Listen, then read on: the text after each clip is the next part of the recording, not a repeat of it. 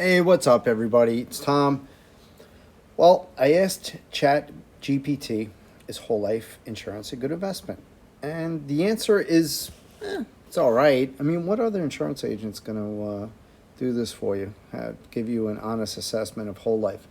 Whole life insurance, I paid a decent amount of money to sell these things.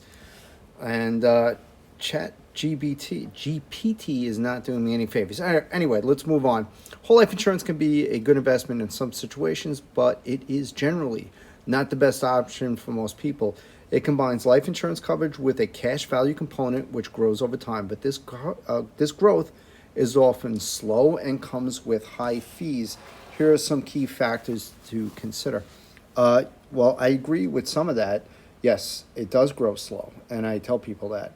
High fees, I don't know if I agree with that. Uh, Pros of whole life insurance as an investment. And I am not supposed to sell whole life insurance as an investment. So this is Chat GPT's words, not mine. Guaranteed death benefit. Your beneficiaries receive a payout no matter when you pass. True. Tax deferred growth. The cash value grows without being taxed until withdrawn. Dividend potential. Some policies from mutual insurance companies pay dividends which can enhance returns. Agree. But, like I said in other videos, dividends are not guaranteed. The companies I work with have never missed a dividend payment through world wars, depression, COVID. Have always paid their dividend.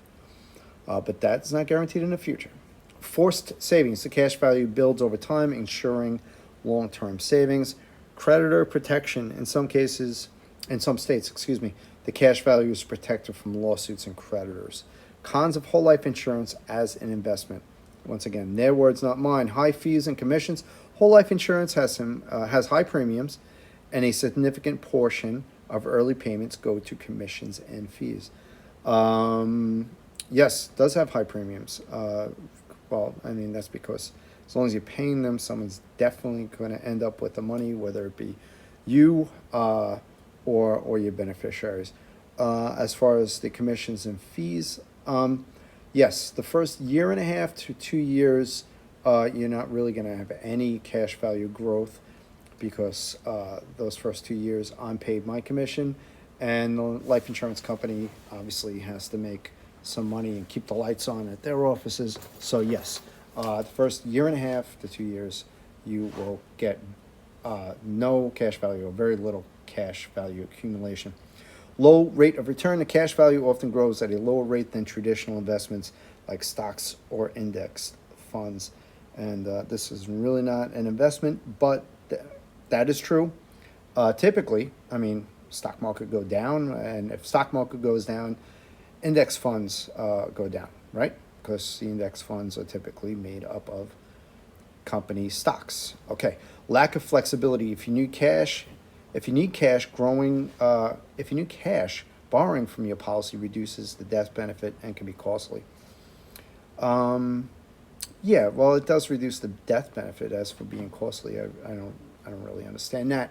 But yeah, if you have $100,000 life insurance policy and you borrow $10,000 and you pass away before you pay back any of that, then your $100,000 policy turns into a $90,000 policy. Understandable, I guess. Better investment alternatives. If you invest in a 401k or IRA or index funds, you'll likely see higher long-term growth. Yeah, typically, that's the way the stock market goes up just about 8% per year. But of course, you can have down years. So yeah, I agree with that. Okay, let's wrap it up. When whole life insurance might be a good investment, you need lifelong coverage, estate planning covering final expenses, or supporting a dependent with special needs. Yes, that is true. Supporting a dependent with special needs, yes. You have maxed out tax advantage retirement accounts and want another tax deferred growth option. Yes, if you're making enough money where you've put as much as you can in a 401k, a 403b, a 457, then and that stops, then yeah, maybe putting money in a whole life insurance policy is a good way to save some money. You are high net worth and want to use it for estate tax strategies. I agree with that. Alternatives to whole life. For most people, buying term insurance, which is much cheaper, and investing the difference in an index fund or retirement account will yield better financial results. That is typically true. Okay. All right. So if you like this video, I agree with most of what ChatGPT says here. If you like the video, please give me a thumbs up. Feel free to subscribe. And if you know of anybody that might benefit from this video, please forward it to them. And if they would benefit from a conversation with me, my contact information will be down below.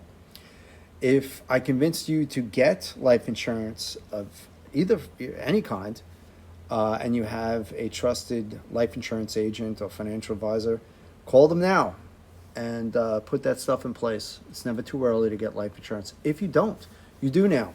I am a licensed life insurance agent, and you can feel free to reach out to me. Hope you have a great day. Be safe.